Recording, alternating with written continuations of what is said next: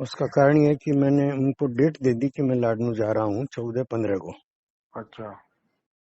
और वहाँ गुरुकुल की परिकल्पना अनुजाचार्य के साथ चल रही है, अनुजाचार्य और प्राणेश दोनों।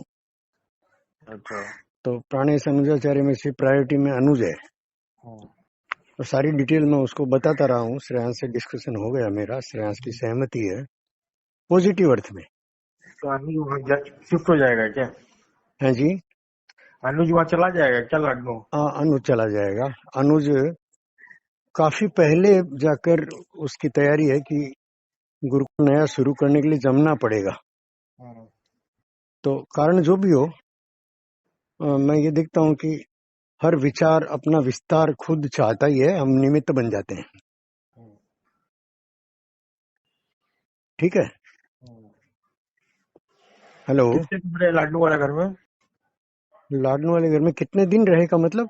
नहीं, कितना कमरे हैं पूछे, कितने बड़ा है? लाडनू के घर में 363 विद्यार्थियों का विद्यालय वो अच्छे कितना से घर चल चुका है। हैं? तो वो खाली हो गया क्या? ये सवाल आपने, अच्छा खाली नहीं हुआ है। अच्छा। ये सवाल मैंने लाडनू जाने से पहले लाडनू में एक ऑनलाइन टीम बनाई है, जिसमें वर्तमान में सामाजिक कार्यकर्ता हिंदू मुसलमान सब, वो सब उसमें है टीम में। उनसे मेरी 2-3 बार बात हुई है और मेरा ग्रुप चल रहा है वो। अच्छा। तो उसमें से 3-4 लोगों ने भी यही प्रश्न किया। तो मैंने उनको सहजता से ये कहा कि देखिए, लाडनू मेरा घर है और कई जगह है खाली। कई टीचर्स ने मुझे ऑफर किया कि आप हमारे स्कूल को केंद्र करके गुरुकुल बनाइए। तो उनको तो कॉन्सेप्ट पता नहीं है, लेकिन उन्होंने बड़े मन से किया। और एक ने ये भी ऑफर किया कि आपको, अगर आपका घर खाली नहीं हुआ तो इसमें से आशंकाएं है ही। और आशंकाएं हमारी तरफ से भी इसलिए कि श्रेयांश जो 2-3 साल से उधर की बात सुनता ही नहीं है। और मैंने जब जब पूछा तो उसने ये भी एक बार कड़वा बोल दिया, आपका है, आप देखिए। तो मुझे बहुत खराब लगा। तो एनीवेज, वो कोई प्रश्न नहीं है, वो हो जाएगा। तो गुरुकुल जो बनेगा वो कितने विद्यार्थियों का रेसिडेंसी? तो गुरुकुल तो मतलब रेसिडेंशियल होगा। गुरुकुल का मतलब ही रेसिडेंशियल होता है। बिल्कुल रेसिडेंशियल होगा। कितने विद्यार्थी का, मैंने एक विद्यार्थी भी आया तो हम अपना काम शुरू कर देंगे। आएंगे वो अलग बात है, अपने अरेंजमेंट कितना का करेंगे उसके? अरेंजमेंट हमने 100 का पकड़ा है। 100 का? तो हाँ, बहुत बड़ा है। 100 का पकड़ा है। और 100 के लिए पहले साल भर से मैं जूझ रहा हूँ कि रनिंग फंड कहाँ से आएगा। रनिंग फंड कहाँ से आएगा? 100 आदमियों का खाना पीना और बाकी सारा कुछ है। तो साल भर मैं जूझता रहा और मुझे बहुत लखीदा वगैरह ने बताया कि भाई एक फंड बना लीजिए कलेक्शन करके। लखीदा तो इसके ऊपर बहुत रिसर्च किया है। है जी। लखीदा ने तो बहुत रिसर्च किया है। लखीदा की रिसर्च को मैंने प्रणाम करके मैंने कहा कि मैं ये फंड के अफंड में तो पढ़ता नहीं। फंड तो मेरा एक ही है, श्रेयांश वैद, और वो समर्थ है। उसने पहले भी मुझे इस प्रकार के एक्सपेरिमेंट के लिए अच्छा पैसा दिया है। और फिर वो अगर स्वीकार कर लेता है, और गुरुकुल की कल्पना को उसने अच्छे से स्वीकार किया है। गुरुकुल की कल्पना को, मेरी किताबों का जो प्रकाशन है उसने स्वीकार नहीं किया, मैंने ड्रॉप कर दिया। किताबें अभी मेरे 2M में है, लिखा तो जा रहा है, पर छपने की दिशा में मैं जरा भी उत्साहित नहीं हूं। और अब मैं पाता हूं कि ठीक है, अच्छा ही हुआ, जो होता है अच्छा ही होता है। तो खाली श्रेयांश नहीं, ट्रस्ट बनेगा। और जैसे विद्यालय बढ़ेगा वैसे वैसे समाज है भैया। और हम हाँ, और हम उतना ही लेंगे। हम किसी फंड वंड के चक्कर में प्रिंसिपली नहीं जाएंगे। मेरी भूमि लीड रहेगा अनुज का। मेरी धौंस मैं नहीं चलाऊंगा। आप लोगों के सानिध्य में, इसीलिए आप लोग हैं, स्नेहलता है कि मेरा अहंकार कटे, मेरी धौंस कम हो। तो इस संबंध में उससे बात हो रही थी, तो मैंने कहा कि आपका नाम चल रहा है, दोबारा आया है, सुबह बात की थी मैंने। तो भक्ति योग आप करते हैं? तो उसके चेहरे पर मिक्स भाव देखा मैंने। क्या? मिक्स भाव मतलब वो पूरा ना भी नहीं है, क्योंकि ये विषय उसके बहुत इंटरेस्ट का है ना।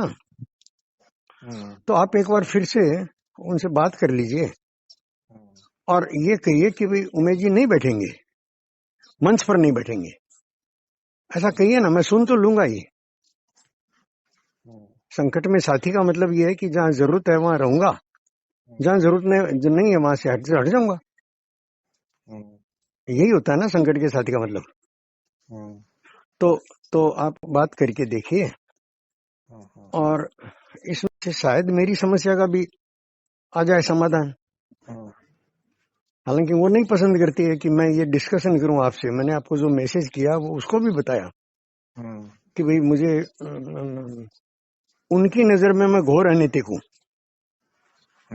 और मैं उसको कहता हूं कि भाई आपकी नजर ठीक है, आप जितना बोल रही हैं क्यों झूठ बोलेंगी, सच ही बोल रही हैं और आपको अधिकार है, और आपको अधिकार भी है और आप मेरे हित में सोच रही हैं कि समाज में ये सब नहीं चलता।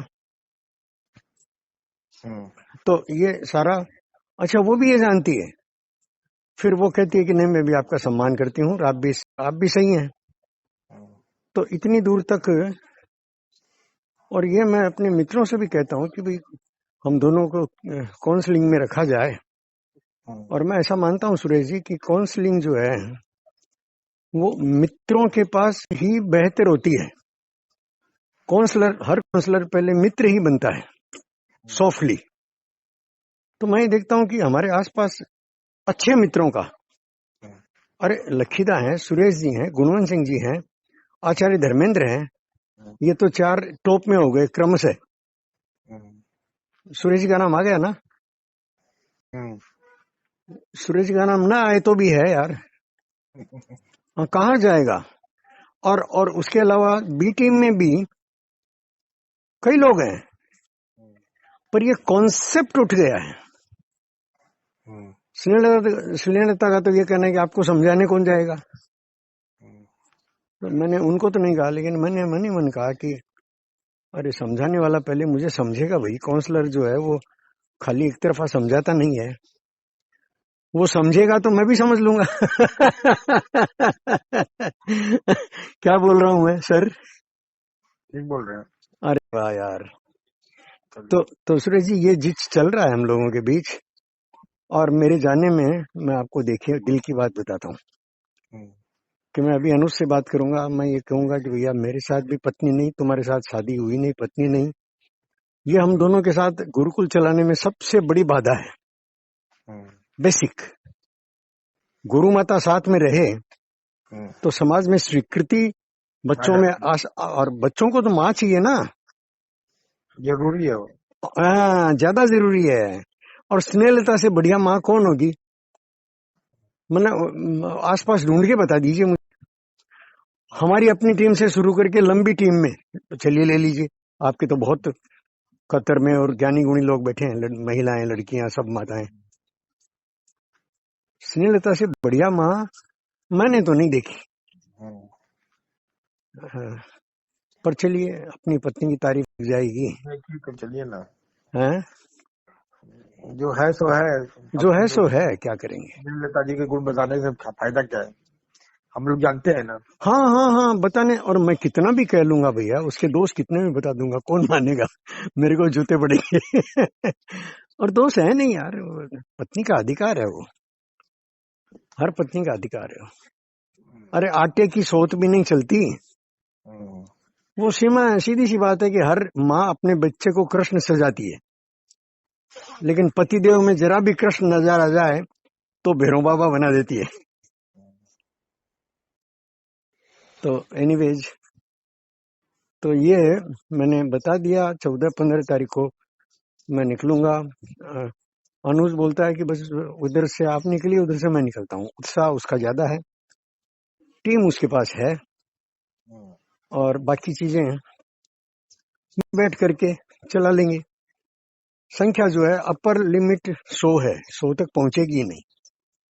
100 तक पहुंचते पहुंचते नियम कानून वगैरह खड़े हो जाएंगे, अनुशासन खड़ा हो जाएगा, और 50 में ही एक शेप बन जाएगा जी, 25 में ही शेप बन जाएगा। हाँ बहुत, 25 में ही शेप बन जाएगा।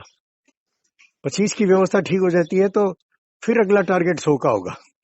जिसका घर के अंदर मान लिया कहीं भी कोई जगह लेके 100 का मतलब होता है बहुत बड़ा कैंपस चाहिए।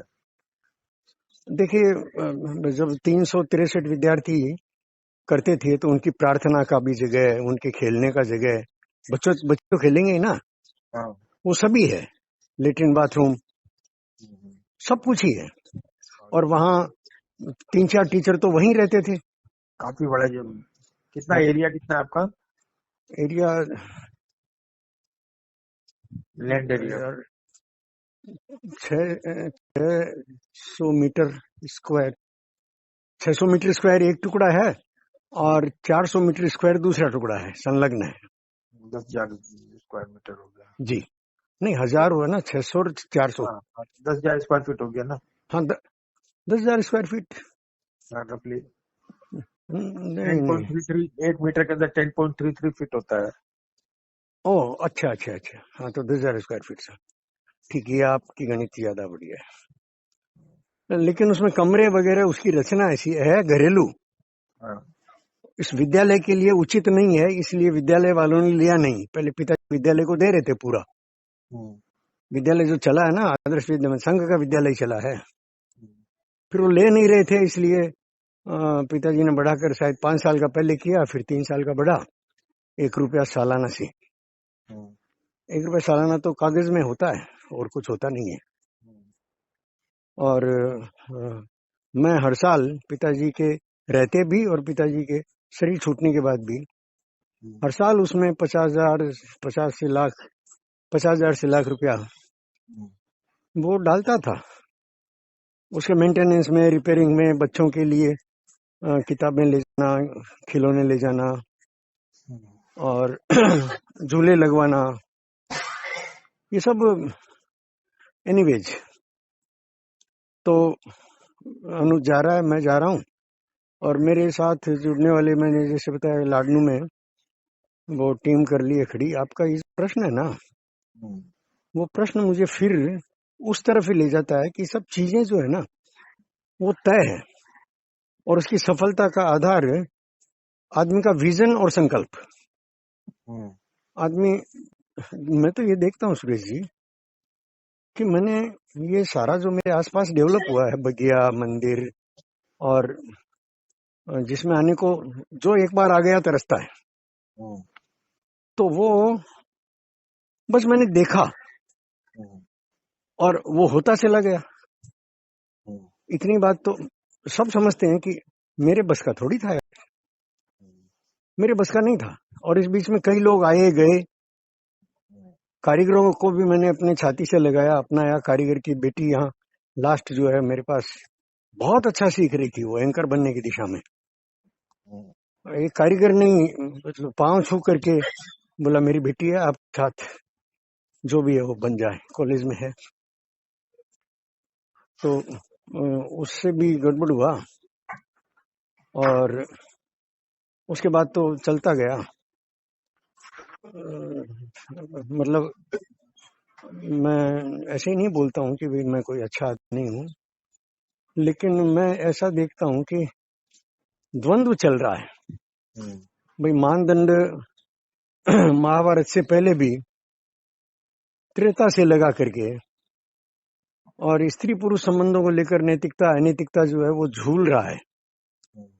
और मैं इसको कई कोणों से ये देखने की कोशिश करता हूँ। भाई कुंती सती है और माद्री को सती नहीं माना जाता, द्रौपदी सती है, समाज की स्वीकृति पूर्वक 5 पुरुषों के साथ नियमतः सोती थी, सती है। तो इसका संबंध एक पतिव्रता या योनि सुरक्षा से कम है। इसको मैं इस्लाम में भी देखता हूं कि सत्य के प्रति आराधना में ये उससे दमी क्या वो सत्यवती, सावित्री और सीता 2 नाम आते हैं ना सतियों में। तो सावित्री को भी मैं और अक्षत योनिया उस दिशा से नहीं देख करके समाज के सत्यों के प्रति समर्पित मन, ये सतीत्व, ऐसा मैं देखता हूं। हालांकि उसमें ये बात शामिल हो जाती है कि समाज तो पति पत्नी या स्त्री पुरुष मिलकर बनता है ना, वहां से शुरू होती है, प्रारंभिक इकाई तो वही है। तो स्त्री को पहले क्या स्वीकार है, स्त्री का मन, तो उसको ऊंचा करके फिर नियम बने। तो स्त्री का मन जो है वो तो मोम की सोत भी नहीं बर्दाश्त कर सकती क्या। तो उसी अनुसार समाज ने नियमों को समझने ढालने की कोशिश की। उसी अनुसार हमारे यहाँ जयंतिया और खासी जो उत्तर पूर्व की जातियां हैं दो अभी भी, वो उसमें पुरुष नहीं जाता, पुरुष के घर में नारी नहीं आती, पति प्रमुख नहीं है, वो सारी सत्ता की मालकिन पत्नी है और उस घर के सारे भाइयों की मालकिन वो भी वही है, शादी करके एक से आती है और सारे के सारे पुरुष उसी के छोटे बड़े सब। भाई सबसे छोटे भाई से शादी हो तो भी बड़े भाई तक की पत्नी होती है वो। अच्छा, द्रौपदी, हाँ जी, अभी भी। अब काफी कुछ बदलने लगा है। अब जैसे जैसे देश एक हो रहा है वैसे वैसे खासी जयंतिया समाज में भी ये धीरे धीरे बदलने लगा है, बहुत धीरे अभी भी। और शादी करने के बाद पूरे परिवार के पुरुषों से ही शादी होती है। तो भारत का समाज जो है ना, उसने बहुत व्यापक जीने के ढंग को, और 8 तो हमारे यहाँ विवाह स्वीकृत है भाई। ठीक बात। 8 प्रकार के तो आप तो ज्ञानी गुणी है, सब जानते हैं। 4 आसुरी विवाह, 4 दानवी विवाह, नहीं आसुरी और देव, देवी 4, हाँ। तो उस बिंदु पर दुख दिया है मैंने अपनी पत्नी को, और मेरे मन में उसकी सचमुच वेदना है सुरेश जी। मैं आपको और इतनी सुबह तक नहीं कर सकता,